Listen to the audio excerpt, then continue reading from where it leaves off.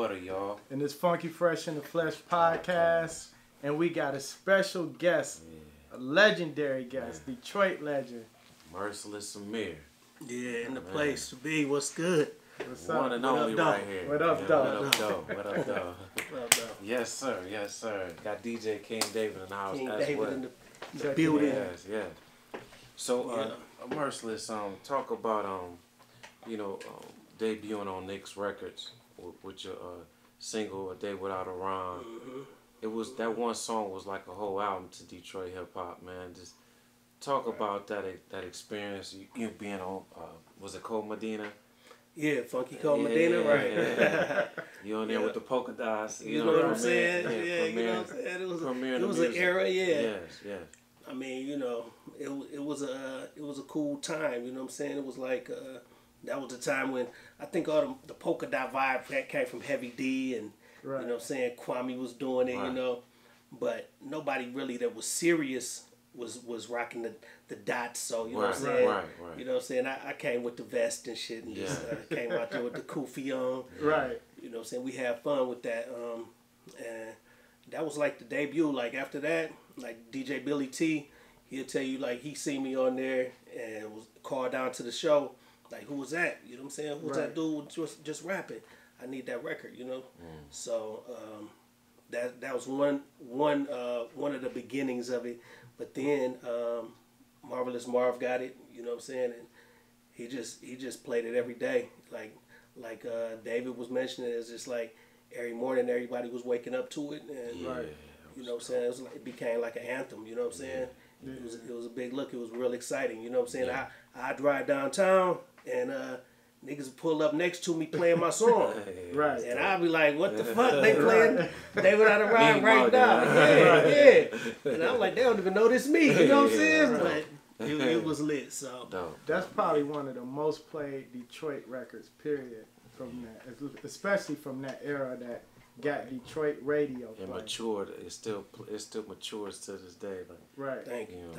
And like wine, huh? Yeah. I think you was one of the first artists we heard with that type of wordplay, right? Because like hip hop was transitioning from the kind of like the same cadence, and it was more getting out of that hood high phase, right? Right. And then it was the whole like Rakim wordplay. For sure. And when we seen somebody from Detroit with style and flow like that, we was like, man, this is dope. Thank you, dog. So, you know what I'm saying? I mean, I was a student, all of them artists, you know what I'm saying? Right. Like Melly Mel, you know what I'm saying? Yeah.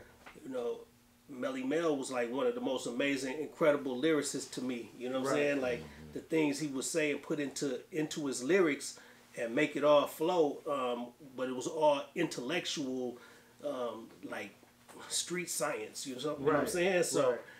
And then, but he was still with the hoo-ha, got you on the check vibe, you know what I'm saying? Right. So, but at that time, that was cool, you know what I'm saying? Like, with Run DMC and all of them, I mean, that was kind of a transition from that era, running them. And then Rakim and them, I mean, Rock was just like, his wordplay and his content was so intriguing, you know what I'm saying? It was just... He gave it a different spin, you know what I'm saying? He put a little storytelling vibe on it that was like mystical and you know what I'm saying, and spiritual to it, you know what I'm saying? So that shit definitely, when I heard that kind of vibe, I was like, that's my style. That's how I feel, you know what I'm saying? Yeah. And so it gave me an opportunity to just explore, you know what I'm saying, what I really wanted to. My lyrical, you know what I'm saying, style to be like. And, I just did my thing. Who produced that record? Man, I produced it. Wow. Okay. So DJ Los was just in the place, and he asked about Maestro, you know what I'm saying, because didn't Maestro do something on it? Maestro definitely did, came in, you know what I'm saying, to the lab and brought his drum machine, brought the 808 in, and put down the coldest drum track, you know what I'm saying? Right. And that shit was just so fire. Now I had already had like bass line in there and some different parts, and then my DJ came in and dropped in this old song called Martin Circus. You know what I'm saying? It was like a kind of club song. Okay. We slowed it down because it had this vibe that like a disco kind of vibe in it. You know what I'm saying? We slowed it down. And he was cutting it up. So you know, that's kind of how the song came together. But definitely Maestro came in, and then we just kind of tweaked some of the drum sounds that he had, changed it to give the whole song a kind of a adventure. You know what I'm saying? Made it kind of adventure. So the first verse had one drum track. Then when you go to the second verse, it got a different drum track. You know what I'm saying? Switched the whole track up. And then we went back and switched it up in the third verse. And the third verse was like super long, probably about 40 bars or some shit. You know what I'm saying? I was just going on it. But yeah, man. Yeah. So shout out to Maestro. Not to cut you off, but shout out to Maestro, Cave Abdullah. And you know what I'm saying? That's Jason Wilson, if anybody don't know. Got a great new movie that was just on ESPN and shit. Yeah. So going back, so you produced the track. Were you producing your other records too? Or? Yeah. All right. Yeah, I produced them all, man. Like on my record that didn't come out. Yeah. Man, that record was called Lord of the Lyrics. You know what I'm saying? And it was some cold songs on there, man. You know what I'm saying? I still got fans of them songs, that just people that knew me. Right. For one, like, man, Chris Webber, bro. Like this nigga, anytime I see him, he starts singing me one of them songs from that record that never came out. Wow. And it was a like a LL Cool J type of love song. Yeah. You know what I'm saying? It was called Dear Diary. And that nigga just be like, Dear Diary. I'm like, nigga, how you remember that shit? Right. You know what I'm saying? Right. But you know what I'm saying? That's one of the songs he remembered. But I just seen Jalen Rose about 3 or 4 weeks ago at the auto show party. Okay. You know what I'm saying? And Jalen, you know, at first he didn't know who I was, and I was like, man, it's Merciless Amir. He was like, oh shit, OG. Right. OG, what's good? Right. And I was like, man, it's good to see you, man. We proud of you, man. He was like, OG. That nigga was just like, OG. And I was like, man, good looking, dog. Yeah. So but he got a little podcast. I think it's Jalen Rose versus everybody. Yeah. So yeah, I might do something with him on that one of these days. That's dope. Yeah. That's dope. Talk about at that era with Nick's records, how we just was with Jack Frost yesterday, and he was talking about Nick and your relationship.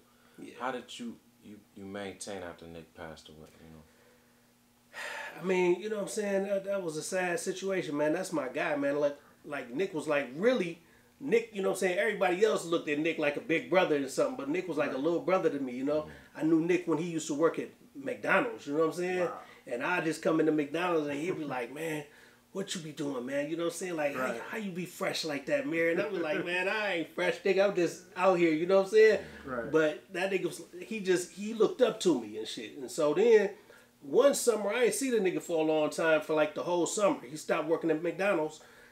It was the McDonald's in Ferndale. You know what I'm saying? Right. So he stopped working there and shit. And then I seen the nigga another time, and this nigga had pulled up in a, you know what I'm saying, a cold ass RX-7 and shit with the big spoiler on the back. Right. Had the fucking mobile cell phone, the little like the handheld. You know what I'm saying? Yeah. He ain't had the pouch. He had the Panasonic. It was just one unit. You know what I'm saying? With the strap. I was like, hey, what's happening, nigga? Where you been at? Right. He was like, man, what's good? What's up? I was like, man, what you been up to, nigga? He was like, man, you know, I'm doing this and that. Right. So I was like, okay. So, you know what I'm saying? Later on, I was just like, nigga, let's do something with this music, man. I've been rapping and shit, you know what I'm saying? And he was like, yeah. And he was like, yeah, let me hear it and shit. I was like, cool. Let him hear some shit. And he liked it, you know what I'm saying? And he was like, come on, let's go up in the lab and get you in the studio. And I was like, for sure, okay. And I was like, but look, this how it went down though. Before that, he was like, well, we was really talking about like starting a record label. You know what I'm saying? Now, I'm the artist, obviously. I'm like, shit, I'll go ahead and drop these songs and shit. Right. We could set up the label, Right. You know what I'm saying? And we'll take it from there. But we were supposed to be kind of partners in it. Then, you know, people start getting in his ear and shit, like promoters and people like that saying, you know, well, you know, you the financier, he the artist, and this and that, you know what I'm saying? So then the structure started to change, you know what I'm saying? Right. But the shit was not comfortable for me, you know what I'm saying? Because, you know, I had my reasons. I'm like, bro, I gotta, you know, if I'm not sharing in the profits of the company, you know what I'm saying? I come from an entrepreneurial background anyway, you know what I'm saying? my family had like stores and businesses and stuff. My father was a, you know what I'm saying, an entrepreneur. He worked hard at that shit, you know. So when we was in Ferndale, my dad had a store down the street. It was an Army surplus store. Okay. You know what I'm saying? So that's how I knew Nick. You know what I'm saying? He worked at that McDonald's right down the street from the store where I worked. I worked at my father's store. You know what I'm saying? So it was like, man, I'm not nobody worker. You know what I'm saying? I don't work for no record label or nobody. You know what I'm saying? And so it just started kind of not working out in that regard. But you know, I had love for him, man, and I was concerned for him. You know what I'm saying? Because all the shit he was into in the street. You know, and it ended up getting the best of him, man. And you know, but Jack Frost, you know, that's my guy, and you know, he came along after I kind of, you know, parted ways from the label and put his record out, The House That Jack Built. That shit was lit, you know what I'm saying? I was excited about that and happy for everybody. And I just continued to do my thing. And, you know, had a lot of, man, listen, I had so many adventures. I mean, I know y'all got things you want me to talk about, you know what I'm saying? But let me tell you some of the things, you know what I'm saying? So you know, like, what the hell I've been doing all the time, you know what I'm saying? Like after that, you know what I'm saying, I moved to New York. But before that, I had another manager, some managers here, hooked up with another manager from Chicago. I did some music in Chicago. And then they was like, well, look, we want you to go out to LA and work with DJ Quick and these guys, you know what I'm saying? So wait, hold on. Give us a timeline of that. About what year was this? This is like 91. Okay. When I went to LA, I remember I was at the hotel and Michael Jackson Remember the Time video premiered. Right. You know what I'm saying? So I'm watching the Remember the Time video. I'm in Hollywood and shit. I'm like, damn, this shit crazy. You know what I'm saying? Right. And I'm in the room writing lyrics, you know? Right. And I'm like, damn, this is a fucking inspiration because, you know, Michael, you know what I'm saying? That nigga's an inspiration anyway, you know? Right. So I'm like, well, damn, okay, I'm going to, you know, write these flows. But as soon as I got off the plane, I go straight to DJ. Well, it's my man. His name was Greedy Greg. He was you know, you heard of Greedy Greg? Name, okay. Yeah. Greedy Greg was Quick manager. Okay. Yeah. So Greg picked me up from the airport, dropped my shit off at the hotel, and then we went straight to Greg's crib. He had a brand new studio at the crib. You know what I'm saying? And we get there, DJ Quick and Second to None was there. Wow. So I meet them, and you know what I'm saying, chopping it up with Quick and Second to None, and they was just cool as hell. Second to None was like, man, if we knew you was coming, we would have went to the shooting range. You know what I'm saying? I was like, man, how y'all gonna know I'm coming? Y'all don't even know me yet, right? You know, you know, they was just welcoming. You know what I'm saying? Right. And Quick was cool as hell. You know what I'm saying? And it was this girl that had came too. You know, from Chicago, a singer, and so she was kind of fine. You know what I'm saying? She was bad. Right. And he was like, hey, he was like, you hit that? And I was like, who? Her? Oh, her. And he was like, yeah, you cut? And I was like, nah, nigga, I just got here. You know what I'm saying? I just got off the plane. But he was like, oh, shit, nigga, she called. I was like, yeah. You know what I'm saying? But I ended up fucking with her at the hotel and shit. She came up in the room while I was writing lyrics, jumped on the bed. I was like, huh? See, we had a nice little time there. But then I went to the studio, man, and in Hollywood, it was a studio called The Kitchen Sink. My man, King T was up in the studio when I got there. You know what I'm saying? Yeah. And I was a fan of that nigga, you know what I'm saying? We all act the fool and all of that. Oh, man, cut it off. Right, that was what I played with the shotgun on the front. Yes. Yeah. King T. Tuki. Yeah. Yes. So, man, you know what I'm saying? That was a little part, you know what I'm saying, of my, you know what I'm saying, you know, story. Right. And, you know, I did shows with Quick and stuff. But, you know, and then I had deals offered to me, man. I was just saying, like, a lot of labels are offering me deals, you know. Right. But, you know, I had a moment where it was my managers was just like, you know what I'm saying, they was like kind of bugging about it because they was tripping because so many labels was interested. Right. So we had A&M sent money to do demos. They gave me a demo deal. You know what I'm saying? They sent like 10 grand. It was like, you know, go up in the lab, see what you come up with. And so while we doing that, other labels are still saying, well, you know what I'm saying, we like this nigga. They flew out from, man, what was that? It was one of the Damn, man. I forgot the name of the label, man, but they flew out from LA and came to the studio, sat in there with me and checked out everything I was doing. Right. It wasn't Atlantic, but it was one of them, man. My man, this guy named Chris, was the A&R guy. But man, you know, it's been a lot of opportunities and stuff, but I ended up signing a deal with Polydor Records, you know what I'm saying? Polygram, Polydor. Yeah, right. Yeah.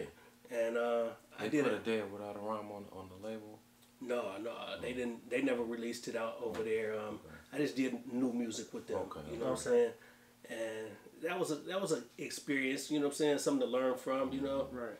I went over to London and recorded over there for like about a year really. You know what I'm saying? I was back and forth, but I was over there, and that's where we signed the deal at. You know what I'm saying? So it was a trip. But it was, you know, it was kind of fun, and then it was just kind of like, well, damn, what we gonna do? When this shit gonna pop off though? And the shit didn't really work out, you know. Right. So, you know, went to the next plan, you know. But and I skipped New York, so I lived in New York right after I came back from L.A., moved to New York, and I worked with Grandmaster Flash. Wow. Yeah. Worked with Grandmaster Flash. I did like. Wait, hold up. I need this to get this moment. So you went from DJ Quick, so King T, all the way back over to Grandmaster Flash. Grandmaster Flash. That's crazy. Grandmaster Flash, that's my guy, man. Right. So Flash was like, I'm gonna just put this on the table, man, because that's the new project, man. Okay. And then I got some other stuff I want to put on the table, man. So this some stuff people don't know about, you know. Right. People don't know about these yet, but man, so you know what I'm saying. I dropped these under another name, so I'm gonna just put them out here. All right. I got this one. Okay, you have the Mersy CD. So yeah, Grandmaster Flash kind of helped me get that deal that I signed when in London. You know what I'm saying? Okay. And you know, he didn't help me get it, but the music that I did with him was what really made them interested in it. You know what I'm saying? But you know, it's been a long run, man. I've been up in all of them labels in New York, Def Jam, and you know what I'm saying, Rush Producer Management. And I almost signed a deal with them. You know, they wanted me to produce for Rush Producer Management, but then the lady that worked, she was like the president of her name was Francesca Sparrow. She wanted to sign me to her label. You know what I'm saying? Okay. And it was her and a guy named Derek. Forget last names, man, but that nigga signed the Roots though. Okay. You know what I'm saying? Yeah, he signed the Roots, and that's still my man, Derek Jackson. Okay. So he from L.A., but he lived out there at the time. Worked for Rush Producer Management, RPM. If you remember, Warren G used to be signed to RPM, Rush Producer Management, and so you know, but that ain't work out really, man. Yeah, that ain't work out either. Like they tried to give me they wanted to sign me a contract as a producer and not as an artist.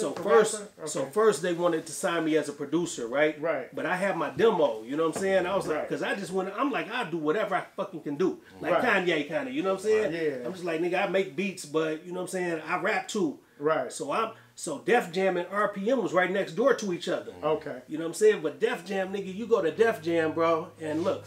When you walk up there, it's like the Wizard of Oz. Like, the fucking receptionist is that high. Like, the door, you see how high the door is, the receptionist is way up there. Right. So you got to walk up there and say, hi, want to, you know, say, come in, talk to an A&R guy or something. And they just looking down at you like, nigga, who are you? Wow. You know what I'm saying? That's funny. Yeah, this shit crazy, bro. So shit, I just went over to next door. I looked next door and it was RPM. I was like, oh, that's Rush Producer Management. Fuck it, I'm gonna go in there and put on my producer hat. You know what I'm saying?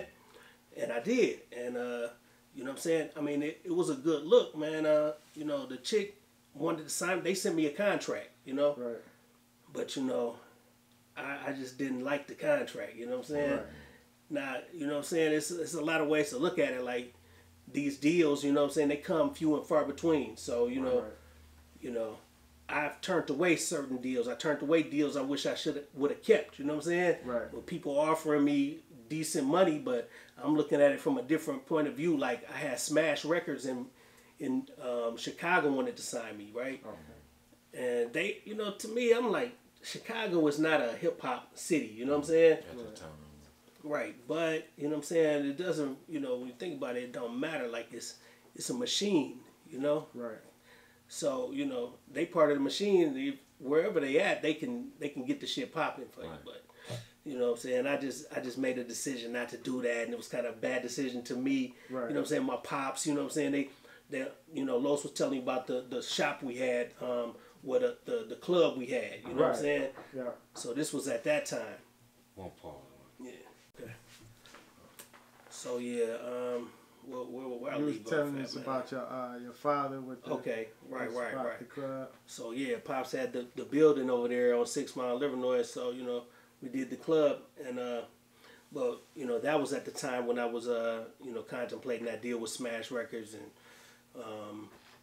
which Smash was like through Sony. You know what I'm saying? Like they was a major backing, but I had other labels like Warner Brothers and all of these other people on the line, and I'm like, Warner, Smash, like we might want to wait. And I held out until like 30 days later. They sent me a notice, like a letter of disinterest or some shit. You know what I'm saying? Like, we sorry. You know what I'm saying? We you know, extended the offer, and you know what I'm saying? Did your parents help your decisions with some of that stuff? Man, my pops wanted me to sign that deal in Chicago. You know what I'm saying? They was giving me they gave me a good offer, you know. They gave me like, you know, they was offering me like 60, 75 grand up front. And then they was like, dude was like, go to the music store, buy whatever you want, and send me the bill. You know what I'm saying? Like, nigga, I could have just went in there and bought a studio, you know, and build it to them, and it wasn't going to be on my tab, you know. Well, it would have been on the tab, but it wouldn't have been out of my upfront money, you know. Wait, let me ask, how old were you at this time? Because you talking like some major life decisions during that time. When A Day Without a Rhyme came out, Man, shit, I was about 21, 22. Okay. When A Day Without a Rhyme came out, about 22. Okay. You know what I'm saying? So at this time, I was about 23, 24, something like that. Wow. 23, 24 years old. So all of this in just a 2-3 year span. Yeah, all of those moves right there. Yeah, man. So then, what else happened, man? I don't know. So I went to London and all of that. Then I came back, right? And I was like, you know, I just wanted to move to L.A. You know what I'm saying? Because I had been out to L.A. I had shot a video out in L.A. in like '95. That's where I shot my first video at, you know. And we shot it on Slauson and Crenshaw. You know what I'm saying? Yeah, Nipsey Hood. But before Nipsey was probably a baby, you know what I'm saying? But my family had a school over there, you know what I'm saying? It was called the Marcus Garvey School. And so when I used to go up to the school, I just see this park across the street with all these palm trees and shit, you know what I'm saying? So I took the director over there, like, man, let me shoot the video over here, you know? So I'm over there in the park. I ain't know it was you know what I'm saying? I ain't really know it was a Crip neighborhood or nothing like that. You know, I was just out there doing my thing, and nothing happened. You know what I'm saying? It was all smooth. You know. But you know, that experience kind of made me just kind of love it out there. You know what I'm saying? And, you know, just the weather, just the sights. You know what I'm saying? The girls and shit. And what was the name of that song? That song was called Playing the Odds. Okay. Yeah, Billy T used to play that song a lot. He be asking me about it to this day. So now I got a new version of Playing the Odds on this CD right here. Okay. You know what I'm saying? It's called Playing the Odds 2K. And I actually just shot a video for that in LA 2 weeks ago. And so that video we about to edit it and everything. Did you go back to the same spot? I didn't go back to that spot, man. I didn't go back to that spot, that park. You know what I'm saying? The park kind of hot now, though. You know what I'm saying? That's why I I was just like, no, you know what I'm saying? Where I was at, but that's crazy. So Billy T was supporting you pretty much from day one, right? You had radio support because we keep Billy hearing that from Detroit artists a lot that radio don't play our music, but you was one of the artists they really supported. Okay. Do you think that was because your quality of material was just that good?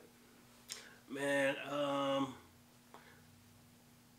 mean, I think it was high quality. That's for sure. I mean, you know, we put a lot of effort into it, and but I don't know, man. I think people like the song and stuff, and people's requesting it. You know, right. It seemed like the energy in Detroit hip hop was just like when you 8 o'clock in the morning hear you on the radio, like man, you start off going to school and be like, I'm gonna get some money, man. Right. You know, it was just like we missing that. You know, it was just like.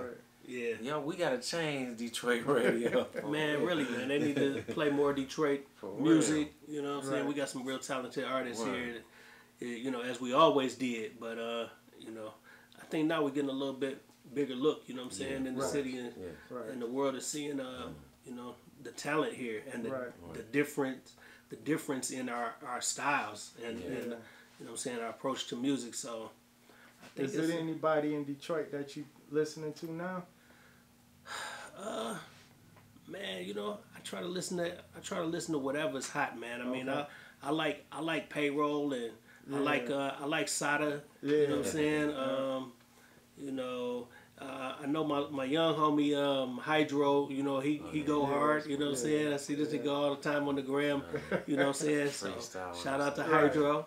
And then, but I got another young homie. Mama, just give him a shout out. His name Lil Benz, man. He got bars, man. You know what I'm saying? He flow with emotion. So, you know what I'm saying? I just like dedication. You know what I'm saying? Whoever go in there in the booth and just go hard and put they, you know what I'm saying, feelings on the tape.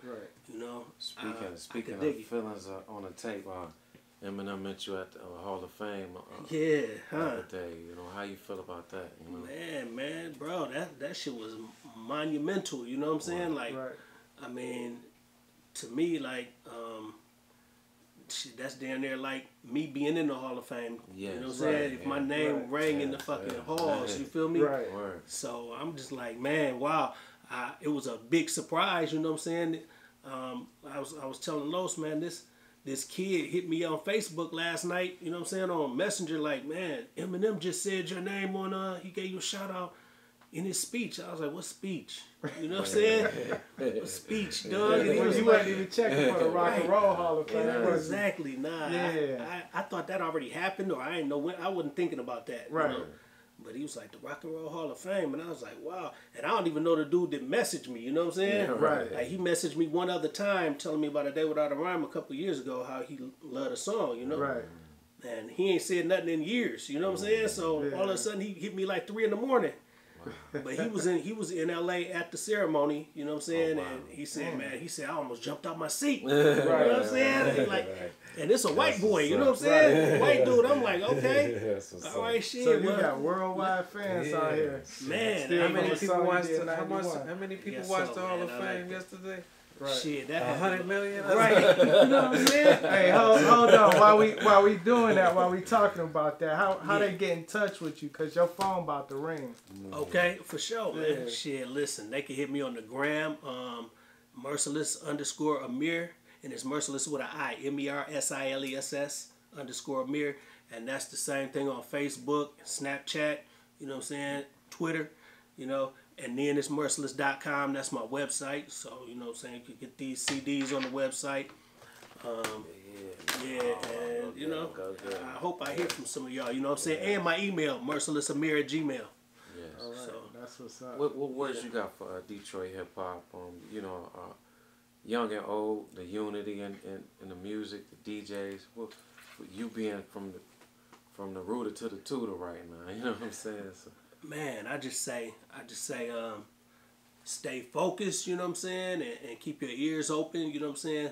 Keep your ear to the street. Just know what's hot, you know what I'm saying, and where the trends is going, you know what I'm saying, where the big trends in production is going, and lyricism. I mean, you know, you always want to be on the cutting edge, you know.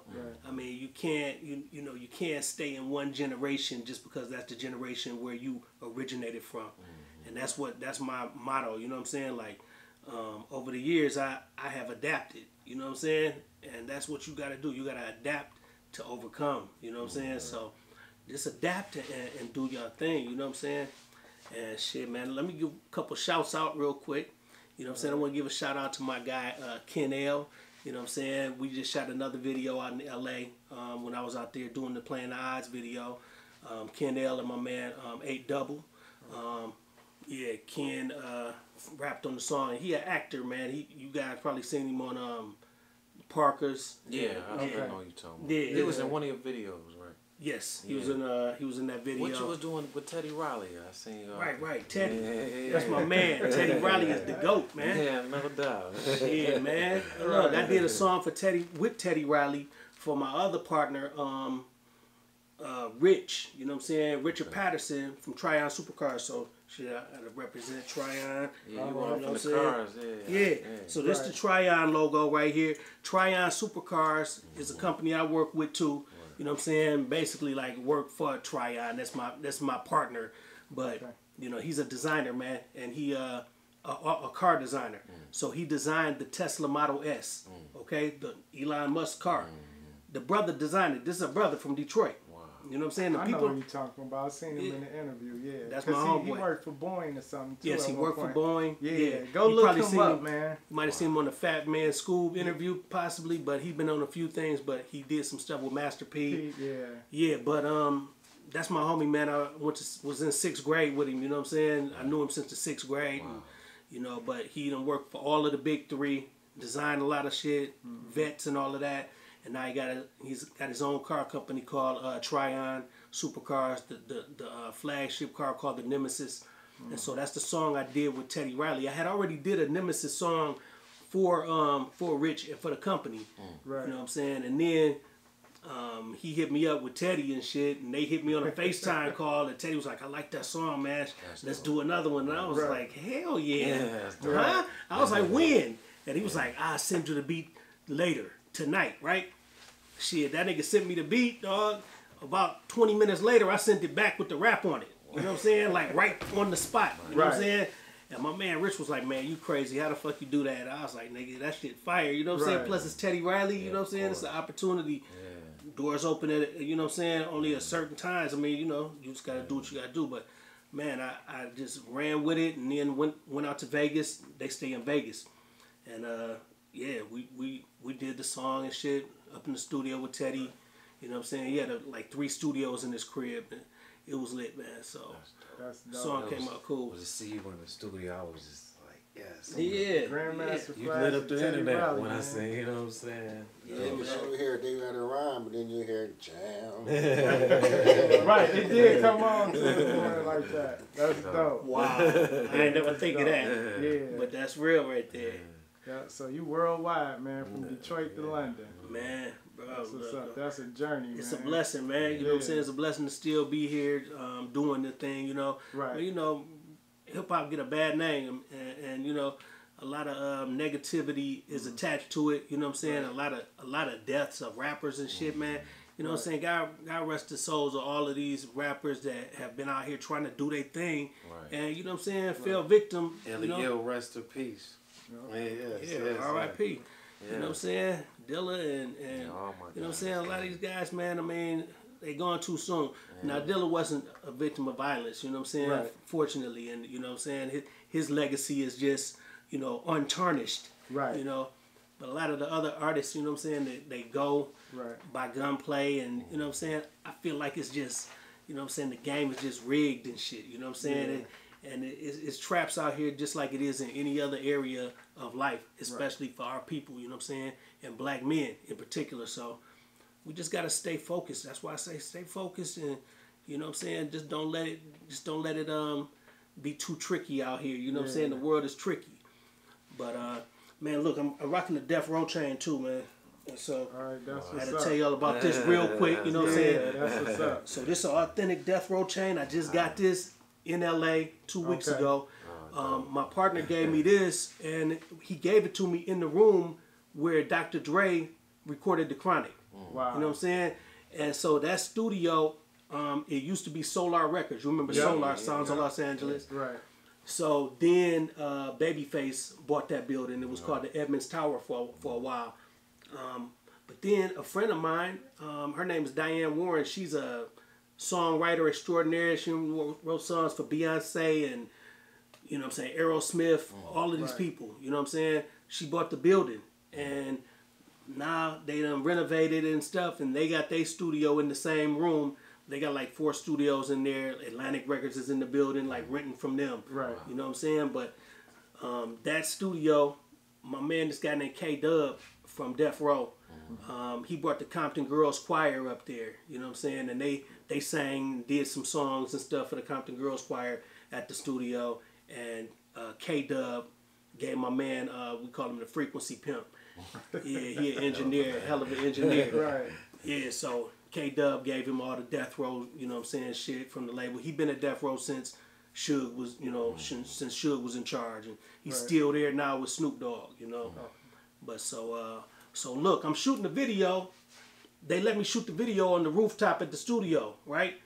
And so I'm like, I'm doing the song, and my man, Frequency Pimp, he's like, man, you want a Death Row chain? And I was like, what? And I was like, nigga, I say Death Row in this song though, cause Tony Green play on the song. He play bass on the song. So Tony Green, yeah, T Money shout out. You know what I'm saying? So Tony playing on the song, and he played on a lot of my songs because he just the man. You know what I'm saying? But he played on Doggy Dog World, and he played on Gin and Juice, and he played on all of the Death Row classics. Yeah, all the Warren G shit, Regulators. Right. And so he played on that song. And so at the end of the song, I just be like, you know what I'm saying? T Money Green got to sound like Death Row. Right. You know what I'm saying? And then that nigga said, you want to wear the Death Row chain? And I was like, yeah, hell yeah. Right. So we go up to the studio. That nigga presented the shit to me like, here you go. And it was brand new and shit in the box. Wow. And, you know what I'm saying? And I was like, wow, nigga. Hey, I thought I had to give it back to him at the end of it. I was like, do I got to give it back? Right. He was like, you got it, man. You good. Wow, that's dope. So, you know what I'm saying? But, I mean, you know, again, like, you know, Death Row got that negative connotation to it, but man, I look at that like, man, yeah, bro, like Suge was a big entrepreneur. He was a force to be reckoned with. You know what I'm saying? And you know, they don't want to see a black man coming through like, you know what I'm saying, just maneuvering through the business that way. Yeah. You know what I'm saying? And it's unfortunate that that this is the world we live in. You know what I'm saying? And I say the same thing about Kanye. Because he going through a lot of things that, you know, it's just reality, man. And some people ain't going to never speak on it. And he did. And so it is what it is. But, you know what I'm saying? Hey, at the end of the day, look, man, I got all these other CDs, man. This another one. This called Legendary G. That's Merciless Ameer, a.k.a. Eddy Rebel. Yep. Eddie Rebel? Yeah, okay, Eddy Rebel. Yep. Man, look, these CDs is collector's items, bro. Look. This one right here is one of the collector's items. Now that's a open copy and shit because I ain't really got none left. But I just sold 4 of these CDs for $375 because the fans love them so much. I had a big ass fan base. I did some of these in L.A. I did that album in L.A. and they sent it to Japan and the shit blew up in Japan. So then all of these Japanese record store people started hitting me up and shit and. You know what I'm saying? Wanting to buy all of the copies that I got. You know what I'm saying? I brought them to my storage. I got some. Yeah, that's right. That's right. That's crazy. So yeah, man, it's been a good look. I mean, you know, music is for everybody. You know what I'm saying? Yes. And so you know, I've been fortunate in that way, but you know, still just living life like a, you know what I'm saying, just a regular G out here, just taking it a day at a time. You know. So the fans always want to know. So when we listen back and we grew up on the music, everybody wanted to know what you've been up to. And now you showing us like you still out here working, making connections and everything. That's dope. Thank you. Thank you. So what would you do without? What would you do without? What would you do without a day without a rhyme? Yeah.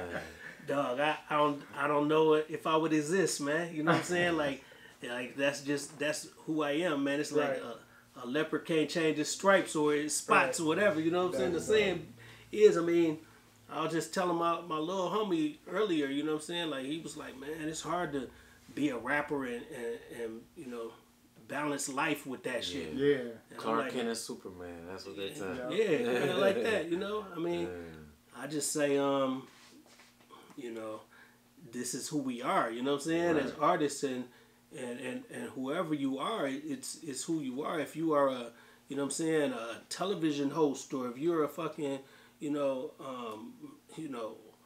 I don't know, if you're on Wall Street or whatever your job is, you know, if that's the job that makes you feel, you know, like fulfilled, then that's what you're meant to be doing. You know what I'm saying? And so like, doing music and rapping. Obviously, you know what I'm saying. It's some shit I just can't get out my system. So you made us all addicted to this shit. For real, man. Hey, said vice versa, man. You know what I'm saying.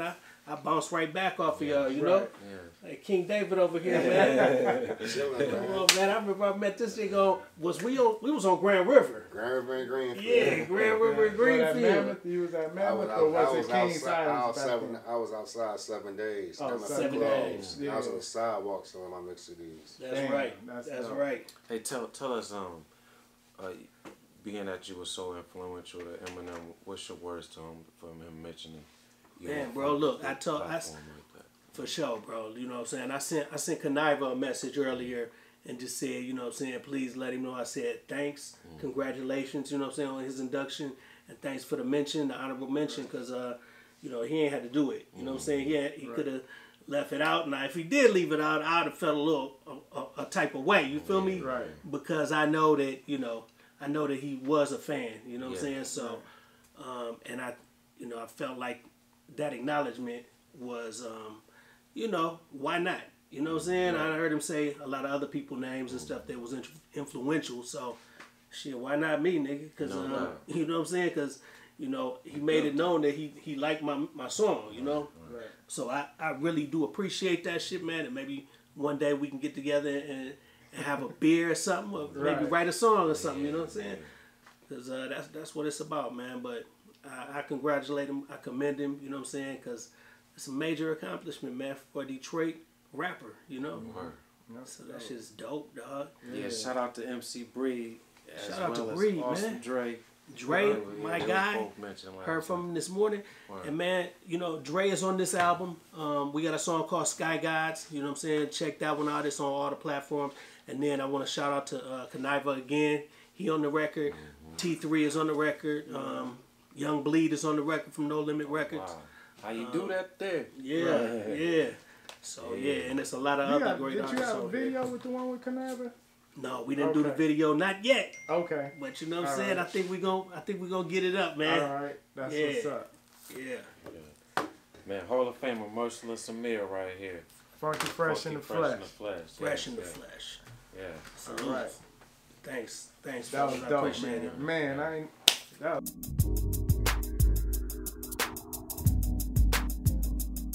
Hey, what's up? This is Funky Fresh in the Flesh podcast, where we talking everything hip hop.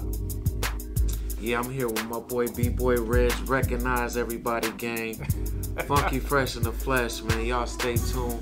Me and my childhood friend, we gonna bring y'all the raw and exclusive in hip hop globally. You know what I'm saying?